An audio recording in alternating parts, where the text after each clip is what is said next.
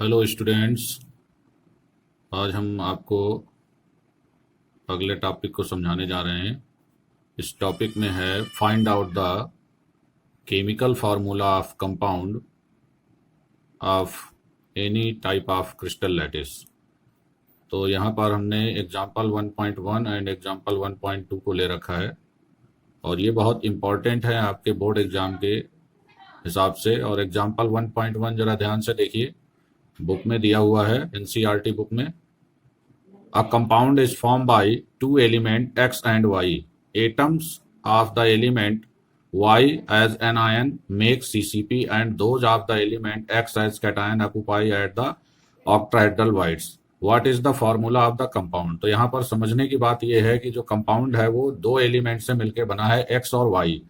इसमें Y का role क्या है कि Y के जो एटम है वो एज ए एनायन क्या फॉर्म करते हैं, सीसीपी बनाते हैं। सीसीपी मतलब आप सोचिए तो एक तरह से एफसीसी की तरह आप सोच लीजिए। तो जो number of atoms per unit cell होता है, जिसको हमने आपको बताया था रैंक भी कहते हैं इसको, तो ये सीसीपी के लिए 4 होती है। इट मीन्स सीसीपी की एक यूनिट सेल में जो वाई के एटम्स होंगे एज ए एनायन वो होंगे 4, ठीक है। और जो एटम ऑफ एक्स हैं एज कैटायन वो कहाँ पर ऑक्युपाई कर रहे हैं, वो ऑक्टाहेड्रल वाइड्स में ऑक्युपाई कर रहे हैं। तो आपको एक बात और हमने बताई है कि किसी यूनिट सेल में जितने नंबर ऑफ कंस्टिट्यूएंट पार्टिकल होंगे उसमें उतने ही ऑक्टाहेड्रल वाइड्स बनेंगे, चाहे वो एफसीसी हो या सीसीपी हो या एचसीपी हो, ठीक है ना। तो अब इस केस में जो ऑक्टाहेड्रल वाइड है वो भी 4 होंगे, क्योंकि जो number of atom per unit cell है वो 4 है। तो ऑक्टाहेड्रल वाइड भी क्या होंगे, 4 होंगे। और हर एक वाइड में एक X atom as a cation present होगा, तो total number of X atom as a cation होंगे एक यूनिट सेल में 4।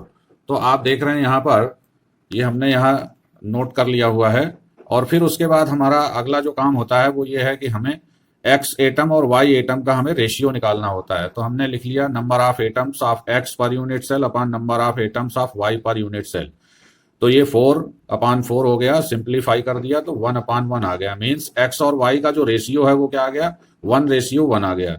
तो एक्स का एटम भी 1 है और वाई का एटम भी 1 है। तो फार्मूला क्या हो गया, x1y1, जिसको हम क्या लिखेंगे, xy। उम्मीद है आपको ये पहला क्वेश्चन समझ में आ गया होगा। अब चलते हैं दूसरे क्वेश्चन की तरफ। देखिए एग्जाम्पल 1.2 क्या कह रहा है, atoms of element B form HCP lattice and those of the element A occupy 2/3 of tetrahedral voids. What is the formula of the compound formed by the element A and B? तो यहाँ पर हम फिर से वही बात दोहराते हैं जो आपको हमने पहले क्वेश्चन में सिखाई थी कि अगर किसी एलिमेंट का number of atom per unit cell जितना होगा उतने ही उसमें ऑक्टाहेड्रल वाइड होंगे और उसके जस्ट डबल टेट्राहेड्रल वाइड होंगे। कहने का मतलब ये है कि अगर किसी चीज की, मान लीजिए पेंसिल का हमारे पास एक बंच है, अगर हम उसमें 8-8 का बंच बनाएं तो जितने उसमें बंच बनेंगे, अगर उन्हीं सारी पेंसिल्स का हम 4-4 का बंच बनाएंगे तो जस्ट डबल बंच बन जाएंगे। तो आप ऐसे समझ सकते हैं। तो ऑक्टाहेड्रल में मतलब ऑक्टा मीन्स 8 और टेट्रा मीन्स 4, तो ऑक्टाहेड्रल वाइड जितने होंगे जस्ट डबल उसके टेट्राहेड्रल वाइड होंगे। अब वो number of constituent particle per unit cell जो भी होते हो उसको हमने यहाँ पर n लेट कर लिया है, ठीक है। हम पहले वाले क्वेश्चन में भी n लेट कर सकते थे, हमने यहाँ पर n लेट कर लिया है। ये उन स्टूडेंट के लिए थोड़ा हेल्पफुल रहता है जिनको अगर वो भूल जाते हैं कि किस यूनिट सेल की पर यूनिट सेल एटम का नंबर कितना है, अगर वो भूल जाते हैं तो भूलने से ये प्रॉब्लम में परेशानी नहीं आएगी। अगर वो लेट कर लेंगे कि number of atom per unit cell n है तो नंबर ऑफ ऑक्टाहेड्रल वाइड भी पर यूनिट सेल n होंगे और नंबर ऑफ टेट्राहेड्रल वाइड क्या हो जाएंगे, वो 2n हो जाएंगे। इस बात को हमें विशेष रूप से क्या करना है, ध्यान रखना है। अब हम चलते हैं इसके सॉल्यूशन की तरफ। तो क्वेश्चन नंबर 1.2 का जो सॉल्यूशन है देखिए वो ये है। Now come to the question. Question is saying atoms of B form HCP unit cell, so number of atoms of element B in HCP unit cell will be n, because हमने let कर लिया है कि जो HCP unit cell की जो rank है वो n है। वैसे वो 6 होती है, एक्चुअली कितनी होती है, 6, लेकिन हमने मान लिया है कि वो कितनी है, n है। तो इसका मतलब उसमें जो ऑक्टाहेड्रल वाइड होंगे वो n होंगे और जो टेट्राहेड्रल वाइड होंगे वो 2n होंगे।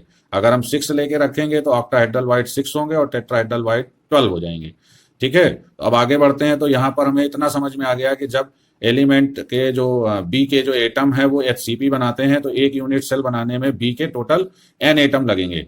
तो इसी तरह से जो वहां पर टेट्राहेड्रल वाइड बनेंगे वो 2n बनेंगे, और हर एक वाइड में एक एटम नहीं है, बल्कि वो कह रहा है कि जो एटम ऑफ ए है वो 2/3 ऑफ टेट्राहेड्रल वाइड में प्रेजेंट है। तो टोटल टेट्राहेड्रल वाइड 2n है, और उसका 2/3 हम निकालेंगे तो क्या आ जाएगा, 4/3n आ जाएगा।